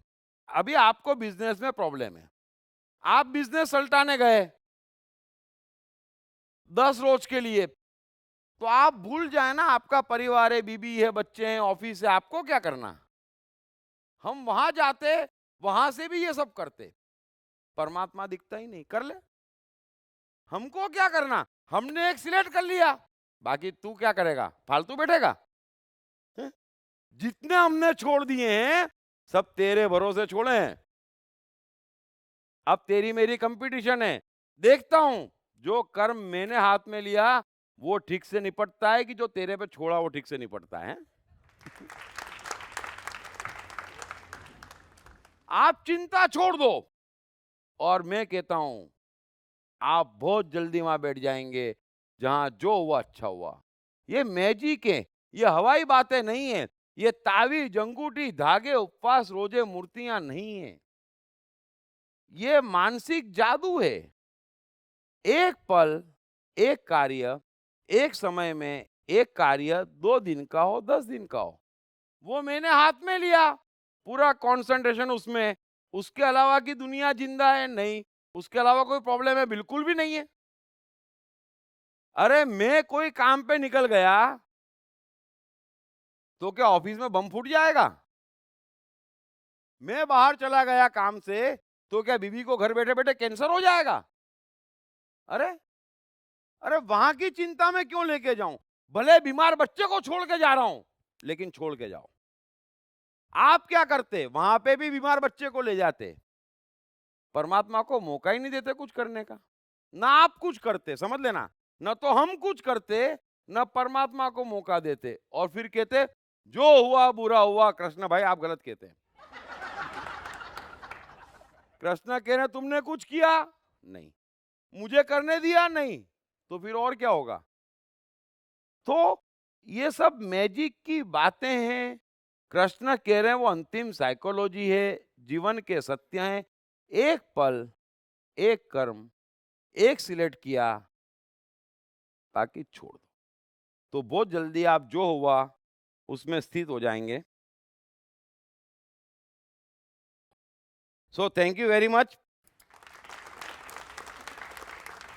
सो कोई क्वेश्चन हो तो पूछ लो। वैसे तो क्या क्वेश्चन है, जो हुआ अच्छा हुआ। सर एक छोटा सा डाउट था हाँ मेरे साइड कि आपने बोला जैसे मैं सेंट्रल फिगर है और उससे कोई चिंता होती है तो इसमें मैं चिंता जो है सब्जेक्ट हो गया और मैं जो है ऑब्जेक्ट हो गया। इसी तरह मन के हिसाब से काम नहीं होता तो चिंता जो है सब्जेक्ट हो गया और मन ऑब्जेक्ट हो गया। तीसरे केस में सब्जेक्ट तो है लेकिन ऑब्जेक्ट नज़र नहीं आ रहा। आप कहते हैं कि चिंता है हाँ। लेकिन चिंतित नहीं हूँ, तो इसमें इसमें ऑब्जेक्ट क्या हुआ? अगर कृष्ण को चिंता है कि अर्जुन युद्ध करे, तो कर्म में क्या है? गीता कहना चालू है, लेकिन करता कोई नहीं है, न कहने वाला है। वो सुने कृष्ण की बात या ना सुने, युद्ध करे या ना करे, भोगने वाला भी कोई नहीं है ना? न कृष्ण को दुख होना है न टेंशन होना है। आई बात समझ में? नहीं, मेरा कहने का मतलब ये था, ये जो शब्द हैं चिंता, सफलता, ये अधूरे शब्द हैं जब तक इसके साथ किसी ऑब्जेक्ट को नहीं जोड़ा जाए। नहीं, वही तो मैं कह रहा हूं ना, ये हम यहां पर समझते हैं, समझें। अगर बुद्ध को चिंता है कि मनुष्य को सही ज्ञान दिया जाए, तो ये बुद्ध की चिंता हुई। लेकिन ये बुद्ध की चिंता नहीं हुई, सिर्फ चिंता है, बुद्ध की चिंता नहीं है। अब मनुष्य सुधरे न सुधरे, सुने न सुने, बुद्ध को मान दे या बुद्ध का अपमान करें, बुद्ध को कोई लेना देना नहीं है, क्योंकि चिंता है, बुद्ध की चिंता नहीं है ना? चिंता है, बुद्ध की चिंता नहीं है। तो किसकी है वो परमात्मा की है। तो परमात्मा कौन है? बुद्ध है। बुद्ध क्यों परमात्मा है? कि अब मेरी चिंता नहीं है, परमात्मा की चिंता है। और परमात्मा कर्म तो है, फल नहीं है। कर्म है, फल नहीं है। सो बुद्ध पूरे भारत में घूम रहे हैं, लेकिन आपकी मर्जी, मुझे सुने न सुने, मेरी माने न माने, मैंने अपना कर्म किया, मैं फ्री हो गया, और मैंने कर्म करने का मजा लिया, इसलिए मैं परमात्मा हूं। सर हाँ, किधर? इधर ये हीरो। सर मेरे दो है 13वें अध्याय से। सर एक है सर आपने बोला कि अगर सपोज अभी मैं मंगल पे नहीं गया हूँ फिर भी मैं लिख दूँ कि मंगल लाल है, तो पर सर ये तो सच है कि मंगल लाल है। तो तुम्हें कहीं से पता चला ना लाल है, तब हाँ। कह रहे हो ना। हम्म। वो भी ना चला हो तो लिखोगे तो क्या लिखोगे? यूं, जब मुझे नहीं पता है, मतलब मुझे कुछ भी नहीं पता है, तब ना। और सर दूसरा सवाल है, सब सब कुछ मूर्ख है सर, तो सर कृष्णा भी मूर्ख, बुद्ध भी मूर्ख, सब क्राइस्ट भी मूर्ख ही गिने, तो सर हाँ। आपको मूर्ख गिने के सर मुझे ऐसा लग रहा है गीता कैसे गीता तो मैं पीना बता है। रहा हूँ मैं बता रहा हूँ ऐसा है कि आपका जीवन है, आपके भीतर आत्मा है, आपके भीतर ज्ञान है। आप कृष्ण को पढ़ें, चाहे बुद्ध को पढ़ें, चाहे मुझे सुने, है ना? आपको अंदर भेजना है। उसमें से जितना आपके लिए है, उतना आप ग्रहण कर लेंगे। बाकी आपको क्या लेना देना? आपको क्या लेना देना? ये तो ठीक है, कृष्ण ने गीता कही है। अभी बुद्ध तो खूब बोले हैं और जो आता उससे कहते। अब कोई ज्यादा खाना खा के आया बुद्ध के पास और बोले मुझे ज्ञान चाहिए, तो बुद्ध क्या बोलते थे? भाई तू उपवास कर पहले, यही ज्ञान है। अब वो बुद्ध ने किससे कहा? उससे। आपसे कहा और आप उपवास पे उतर आए, तो ये हो रहा है। सो आपके लिए, समझ गए? फिर आप देख लो, आप देख लो, यहां पर किसी को अहंकार नहीं है, समझ लेना। कि मेरी सुनो, ये कौन कहता है? मेरी क्यों सुनो? मैंने कह दिया। आपके पास परमात्मा है, बस वो परफेक्ट सिलेक्ट करके परफेक्ट आपको चेंज कर देगा, और आप चेंज हो गए तो मेरा आपका रिश्ता क्या? कुछ नहीं, है ना? सो थोड़ा समझें, हम सब परमात्मा की संतान हैं और सब कुछ परमात्मा है। तो सब कुछ परमात्मा है ये समझना मुश्किल है तो सब कोई मूर्ख है, फिर उसमें अपवाद नहीं कर सकते, है ना? परमात्मा में भी ऐसा नहीं कर सकते कि भूत परमात्मा और तुम नहीं, न मूर्खों में ऐसा कर सकते। आपके जितने समझ की बात है वो आपने ले ली, बात खत्म हो गई। जितना आपकी आत्मा ने ग्रहण करा वो ठीक, डिपेंड है। अगर आप में रजोगुण तमोगुण और बहुत हावी है तो आप कम ले पाओगे, ज्यादा है तो आप पूरा ले पाओगे, फिर धीरे धीरे आएगा। लेकिन किसी को भी सुनते ही ब्लाइंड, तो फिर खत्म हो जाएंगे। समझ गए? Thank you sir.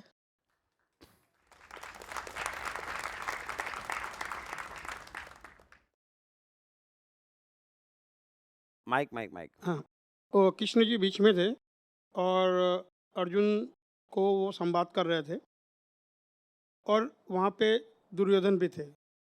तो कृष्ण जी एक गोविंद थे, भगवान थे, और द्रोणाचार्य जो थे वो गुरु थे। तो हम पूरे गीता को समझना तो बहुत ही मुश्किल है। रहीमन ने एक जगह कहा है, गुरु गोविंद दो खड़े, काके लागू पाए, बलिहारी गुरुदेव की गोविंदियो बताए।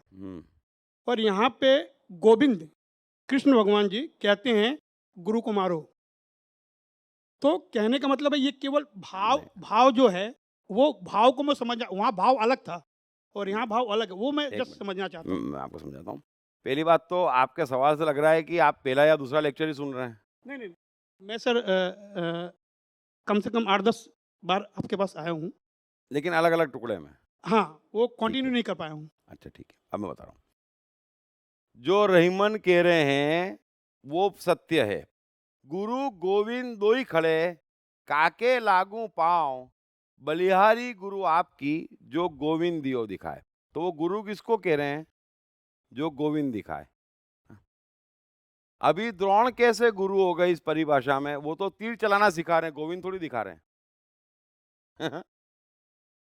नहीं, गुरु एक ही है, समझ लेना आप। गुरु का अर्थ है जो परमात्मा दिखाए, बाकी कोई गुरु नहीं है। वो प्रोफेशनल हो सकते अपनी फील्ड के, वो गुरु नहीं कहे जा सकते। अब गुरु गोविंद दो ही खड़े, तो गुरु महान है, उसके बगैर आप परमात्मा कैसे देखेंगे? या तो आप कहीं से भी करेंगे, गुरु पकड़ना पड़ेगा। अभी बुद्ध का गुरु कौन? चलो बताएं, कोई भी आदमी मुझे बताए कि बुद्ध का गुरु कौन है।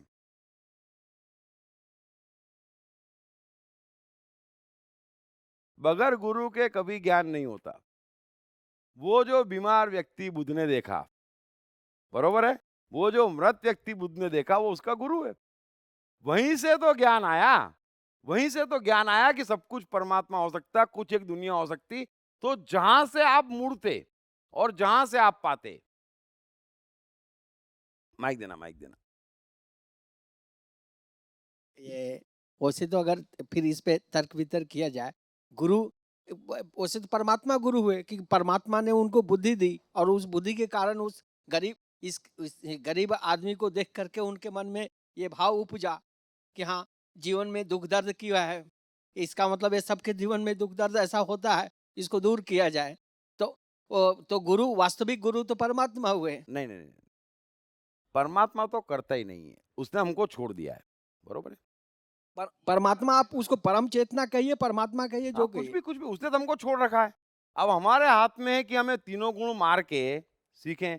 अब तीनों गुण मारने के लिए कोई एक व्यक्ति डायरेक्शन दिखाने वाला चाहिए, पहला स्टेप भरवाने वाला, या हमको बताने वाला, समझाने वाला चाहिए कि देखो ये सब कुछ परमात्मा है। तो बुद्ध का गुरु कौन हुआ? वो बीमार व्यक्ति और वो लोग हुए जो बुद्ध ने सीधी डायरेक्शन चेंज कर दी, बरोबर? अब ये तो हुआ, बुद्ध आगे गए, मतलब उन्होंने स्टेप लिया परमात्मा को जानने के लिए, तो इसलिए वो गुरु हुए। उसके बाद में तो कोई गुरु बुद्ध का हुआ नहीं। फिर बुद्ध ने क्या करा? स्वयं को असेस करा, जो उन्होंने क्रियाएं की थी धार्मिक, वो सब समझी और बराबर समझा कि ये किसी भी धार्मिक क्रिया से परमात्मा नहीं पाया जा सकता। ये ज्ञान उन्होंने अपने को दिया, प्राप्त किया। और फिर हुआ क्या कि भाई राजमहल में सुख नहीं था इसलिए यहां आया, सारी धार्मिक क्रियाएं कर ली, उससे परमात्मा नहीं मिलता, ये बात भी समझ ली, तब करने को क्या बचा? ये भाव आया और चंद दिनों में ज्ञान हो गया। तो बुद्ध को ज्ञान हुआ अपने कारण, इसलिए बुद्ध का सूत्र था अपने दीप स्वयं बनो, है ना? क्योंकि बुद्ध ने अपने को ज्ञान दिया। तो बुद्ध के गुरु या तो बुद्ध हुए अंतिम गुरु, और पहले गुरु वो तीन हुए जिनको देखकर, लेकिन उसमें भी मेन में बुद्ध थे कि एक सेकंड में देखा और समझ गए, है ना? अब ऐसे तो सभी देखते हैं लाश, बीमार व्यक्ति, लेकिन समझते नहीं, है ना? ये फर्क है। सो पहले गुरु हम उसको कह सकते हैं, और दोनों केस में जो आप कह रहे हैं वो बात बराबर है कि बुद्ध अपने गुरु स्वयं थे, इसलिए उन्होंने श्लोक लिखा। उनका एक ही सूत्र है कि अपने दीप स्वयं बनो, और ये मैं आपको समय में बताऊंगा। किसी गुरु की आवश्यकता नहीं, अगर टाइम स्पेस का सिद्धांत उतार लिया तो 5 साल में जो हुआ उसमें स्थित, कोई टेंशन ही नहीं है। अच्छा, एक मूल प्रकृति पे प्रश्न है कि आप आज भी आपने उसका जिक्र किया था कि जब हर हर चीज के एक मूल प्रकृति होती है, जैसे ये पत्थर है, उसका एक मूल स्वभाव होता है, और वो जड़ तत्व है, लेकिन वही पत्थर मूर्ति के रूप विभिन्न स्वरूपों में आता है, तो कहीं ईश्वर के रूप में आस्था जागृत करता है, कहीं डाकू के रूप में उस तरह की भावना डेवलप करता है। ऐसा किस स्तर पे, मन के किस स्तर पे होता है और क्यों होता है? माया पे होता है, मैंने बताया ना, तो माया है ना, यही तो मैंने आपको समझा रहा हूँ कब से पूरी गीता में। कृष्ण लेकिन वो जो मन के स्तर पे जो होता है, वो वास्तविक प्रभाव डालता है व्यक्ति कहाँ पे। डालता है? कहाँ डालता है? एक आदमी ले आओ जो बोले मेरे पे वास्तविक प्रभाव डालता है। मैं बतलाता हूँ, मैं आपको एग्जाम्पल से बतला रहा हूँ। 4 चौराहा है, एक चौराहा पे एक माता जी के मूर्ति रखी जाए, दूसरे चौराहे पे एक वैश्या की मूर्ति रखी जाए, तीसरे चौराहे पे किसी संत की मूर्ति रखी जाए, और इन तीनों जगहों से गुजरने वाले लोगों के मन में, ज्यादातर लोगों के मन में, मैं नहीं कहता सबके मन में, लेकिन ज्यादातर लोगों के मन में उस तरह की भावना उपजती है जिस तरह की मूर्ति वो देखते हैं। ऐसा वो माया है, उनकी अपनी दुनिया है। अरे आपकी दुनिया आप बना रहे हैं। आप सोच रहे हैं कि मूर्ति से मुझे अच्छी भावना पैदा होती, तो आप सोच रहे हैं कि हो रही है। आश्चर्य तो ये है कि समाज का भी उस पे उसी तरह का असर पड़ता है। अरे कैसे असर पड़ता है? ये पड़ गया ना समाज पे असर। आपके शास्त्र और मूर्तियां 10,000 साल से अस्तित्व में है ना? न तो मनुष्य सुखी हुआ, न सफल हुआ, न धार्मिक हुआ, न ईमानदार हुआ, न उसके दुख गए, न उसकी ईर्ष्या गई, न उसकी बेईमानी गई, न उसकी चिंता गई। कैसे होगा? कृष्ण समझा रहे हैं, आप समझिए कि आप ही की दुनिया है। आप सोचते हैं कि मूर्ति देख के मुझे झुकना चाहिए, तो आप झुक रहे हैं, आप ही की दुनिया है। अब मुसलमान नहीं झुक रहे, मूर्ति तो वो की वही है। क्यों? क्योंकि उनकी दुनिया में नहीं है वो। हम दुनिया बना रहे हैं, उसका परमात्मा से क्या लेना देना है? अब आप कहते हैं कि मेरा इस मूर्ति पे पूर्ण विश्वास है, पूर्ण विश्वास है, तो क्या आप वो मूर्ति लेके भारत पाकिस्तान के युद्ध में चले जाएंगे? आप बोलेंगे नहीं नहीं नहीं, कहाँ विश्वास है? कहाँ विश्वास है? वो आस्था के साथ कर्म का समावेश भी होना जरूरी है, लेकिन नहीं, आप जो कह रहे हैं कि हाँ ये हमारी बनाई दुनिया है, इस बात से मैं सहमत होता हूँ। माया का अर्थ क्या होता है आप समझ लो। माया क्या होती है? सब कुछ माया है जो एक साथ सब पे समान रूप से हर युग में लागू नहीं है, वो माया है। अब बताओ क्या माया नहीं है सिवाय परमात्मा के? सब माया है ना? आप मूर्ति में मानते तो वो माया हुई ना। अगर सब मानते और सब पे समान प्रभाव करती तो वो परमात्मा हुआ। अभी पानी सबकी प्यास बुझाता है, तो पानी पे हम डाउट नहीं कर सकते कि तू परमात्मा नहीं है, वो अपनी प्रकृति में स्थित है। अभी बाकी सब चीजें कैसे हुई? माया हुई ना। माया का अर्थ ही है कि मेरी दुनिया में वो अस्तित्व में है क्योंकि मैं लाया हूं। परमात्मा से उसका कुछ भी लेना देना नहीं है। तो दिल बहलाने को गाली बे ख्याल है, उसका परमात्मा से कुछ लेना देना नहीं है। Thank you, thank you. आप समझ गए कि नहीं समझे? जो बात सब पर समान रूप से बिना भेदभाव के, बिना पक्षपात के लागू नहीं होती, वो परमात्मा की दुनिया नहीं है, वो मायावी जगत है। बस ये दो क्लियर डिस्टिंक्शन है, इसमें कहाँ कंफ्यूजन है? फिर ABCD जेड कुछ भी कह दो, हमारी अपनी दुनिया है वो। हम मान रहे हैं उसको सत्व मानो, रजो मानो, वो आपके परमात्मा को ढक रहा है। वरना आपके अंदर से भी एक चीज आएगी जो सब पे समान रूप से लागू होगी, बिना पक्षपात, बिना भेदभाव के। बस तो ये परमात्मा है। सो कभी कंफ्यूज मत हो। माया और परमात्मा में एक सेकंड में पकड़ में आती। जो सब पर समान रूप से लागू है, कर्म करो पर फल की चिंता मत करो। अब उसमें हिंदू मुसलमान नहीं देखना पड़ेगा। आज का मनुष्य, कल का मनुष्य, 10,000 वर्ष पुराना मनुष्य या 1,00,000 वर्ष बाद आने वाला मनुष्य नहीं देखना पड़ेगा, उस पर सिद्धांत लागू होगा। इसको धर्म कहते, इसको परमात्मा कहते। ये मूर्तियां तो आती और जाती, मान्यताएं आती और जाती, ये अपनी एक मायावी दुनिया है, इसलिए दुनिया का ये हाल है। उसके बजाय एक ही सूत्र अपना लेती दुनिया, कर्म करो पर फल की चिंता मत करो, तो बात समाप्त हो जाती।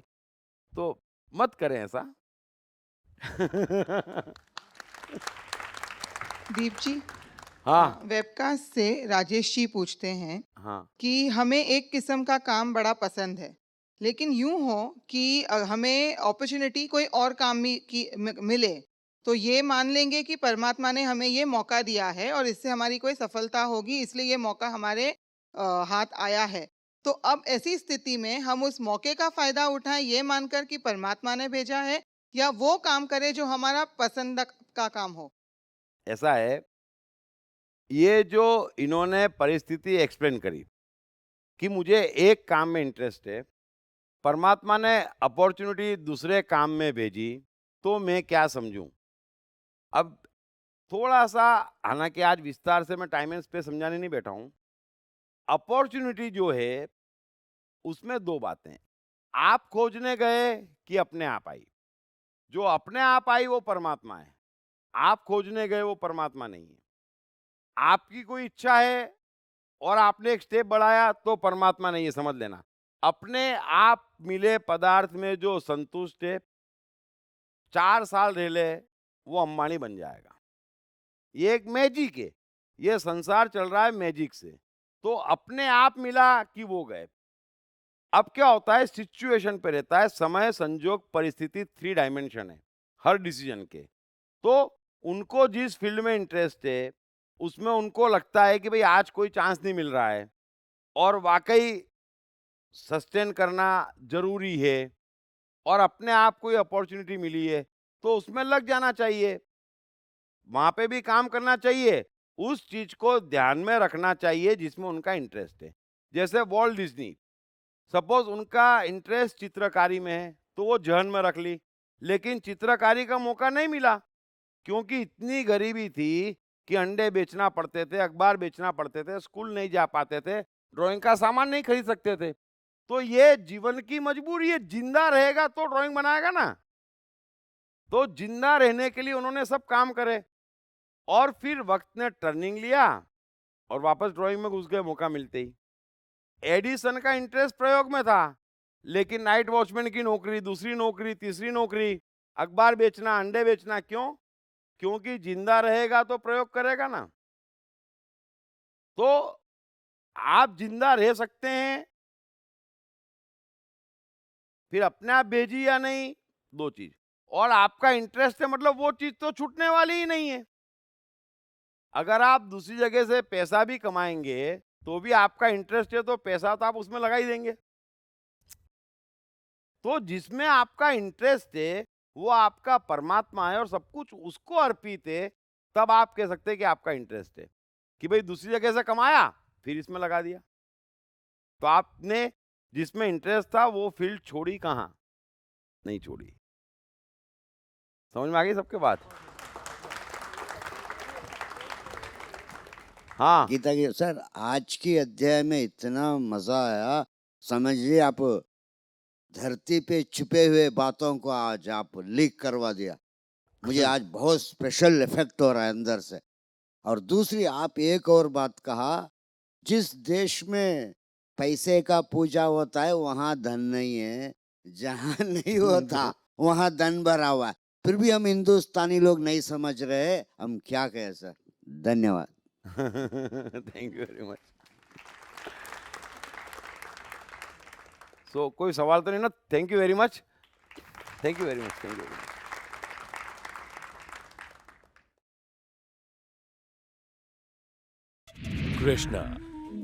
कृष्ण का बचपन कैसा गुजरा?